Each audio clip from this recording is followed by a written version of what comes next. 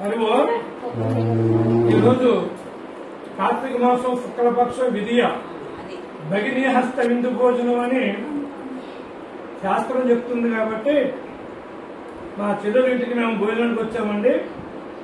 అలాగే వాళ్ళ తమ్ముడి గారి ఇంటికి వాళ్ళ అక్కలిద్దరు కూడా భోజనం పెట్టడానికి వచ్చారు. అక్కడ చూపెట్టమన్నారు. ఇది పూర్వం యమధర్మరాజు గారు వాళ్ళ చెల్లులైనటువంటి యమున గారి ఇంటికి భోజనానికి వెళ్ళడం జరిగిందండి. అది కూడా ఎలాగంటే యమున ఇంటికా యమధర్మరాజు గారికి ఏ రోజు ఖాళీ ఉండేది కాదు. జెండాలు కొట్టి పిలుస్తున్నారు భోజనానికి. ఇదిగా వస్తాను అదిగా వస్తాను ఏ రోజు కాదు ఎవరు చచ్చిపోవడం వాళ్ళకి ఒకటి తీర్పు చెప్పడం కోరుకోవడం అన్నమాట అండి. ఎప్పుడు ఖాళీ ఉండేది కాదు యమధర్మరాజు గారు. ఎందుకో ఈ విధియనాలు ఎవరు చనిపోలేదట ఆ సంవత్సరం. ఏ జీవుడు ఎవరికి వెళ్ళలేదు. ఆ రోజు ఖాళీ వచ్చిందని చెప్పి అప్పుడు ఆ చెల్లెలు గారి ఇంటికి వర్తమానం పంపించి ఇవాళ నేను వస్తున్నాను మీ ఇంటికి భోజనానికి అని చెప్పి వెళ్ళాడట యమధర్మరాజు. ఇంకా అమ్మ ఊరు చెప్తాను కదా. ఆ రోజు యమధర్మరాజు ఇంటికి భోజనానికి వెళ్ళాడట యమధర్మరాజు. వెళ్తే అట ఆ యమున సంతోషపడి భోజనం పెట్టిందట. యమధర్మరాజుని పిండి వంటలు అన్నీ వండి అవన్నీ పెట్టింది. కానీ తిన్న తర్వాత యమధర్మరాజు బాగా సంతోషం పెట్టిపోయి నీకు నేను వరవిస్తాను కోరుకున్నాడట. అప్పుడు యమున అందట నాకంటూ ఏం వరవద్దు కానీ అన్నయ్య లోకంలో ఈ భోజనం ప్రజలందరూ చెప్పుకునేలా ఉండాలంటే నీ పేరు నా పేరు ప్రజలందరూ చెప్పుకోవాలంటే లోకంలో ఈ విధియనాడు ఎవరైనా అన్నదమ్ములకి అక్క చెల్లెలైన భోజనం పెడితే వాళ్ళ సౌభాగ్యాన్ని ప్రసాదించు. ఇది మన పేరు మీద ఈ విందు జరగాలి అన్నయ్య ఇదే నా కోరిక కోరుకుందట. అందుకని అప్పటి నుంచి కూడా యమధర్మరాజు ఆశీర్వాదం ఇచ్చాడట చెల్లెలకి. ఈ రోజు నుంచి ఇది విధియా భోజనం కింద నీ పేరు మీద ప్రజలందరూ ఆచరిస్తారమ్మా. నీ పేరు శాశ్వతంగా ఉంటుంది కాబట్టి విధియనాడు భోజనం పెట్టినటువంటి ఆడపిల్లలకి సుమంగళితనం దీర్ఘాయుషు నేను ప్రసాదిస్తున్నానని చెప్పి యమధర్మరాజు వరం ఇచ్చాడు. అందుకనే సర్వసాధారణంగా ఈ విధియ రోజులు ఎవరు కానీ చనిపోరు. కార్తీక విధియనాడు శ్మశానాలు ఎక్కడ ఖాళీగా ఉంటాయి. ఎవరు చనిపోరు ఈ రోజున. ఆనాటి నుంచి కాలం ప్రత్యేకం దగ్గర నుంచి కూడా చాలా జరుగుతూ ఉంది.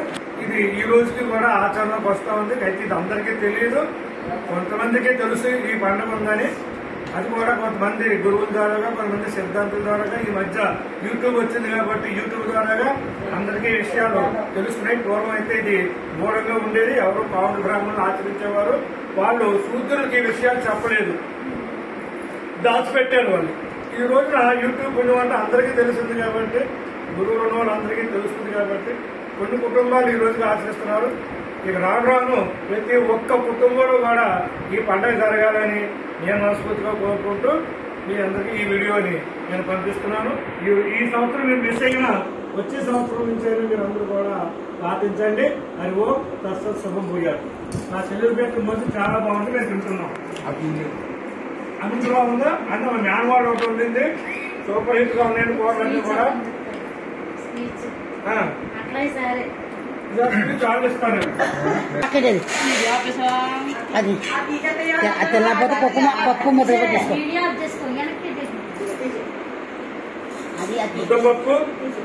ముద్దపప్పు నెయ్యి ఒక ఐటమ్ అండి. పాలక్ ములక్కాడ జీడిపప్పు ఒక ఐటమ్ అండి. అలాగే చిక్కడికాయ ములక్కాడ ఒక ఐటమ్ అండి. పాకంగారులు ఆవకాయ పచ్చడి ముద్దపప్పు నెయ్యి కాంబినేషన్. అది పైన ఆ పైన రసం ఆ పైన గడ్డపొడిగండి. చింతకాయ తెస్తే కింద దిగదండి. పులిహార ఒకటి ఉందండి. పులిహార కూడా చేశారండి. ఈ భోజనం విందు భోజనం అంటే విందు భోజనం లాగా ఉందండి.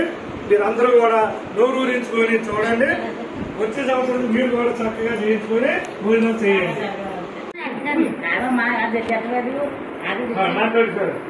చెప్పరా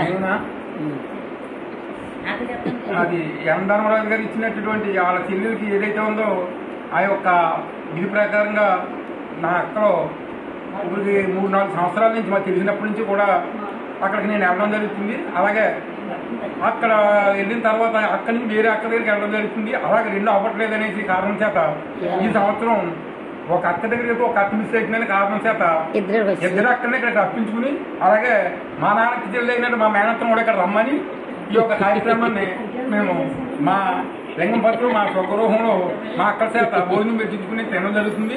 ఇది నాకు ఎంతో సంతోషంగా ఉంది. అలాగే ఈ చూసిన ప్రతి ఒక్కరు కూడా తోడబుట్టినోడు ఎవరైతే ఉన్నారో వాళ్ళని ఈ వంకరన్నా సరే మీ చెల్లిని పిలిపించుకున్నాం, లేకపోతే మీ చెల్లెలు మీరు ఎల్లో ఎలాగ వీలుంటే అలాగా ఈ యొక్క కార్యక్రమాన్ని ముందుకు తీసుకెళ్తూ ఈ యొక్క రక్త సంబంధాన్ని ఇంకా గట్టిపరుస్తారని మరీ కోరుకుంటూ జై హింద్.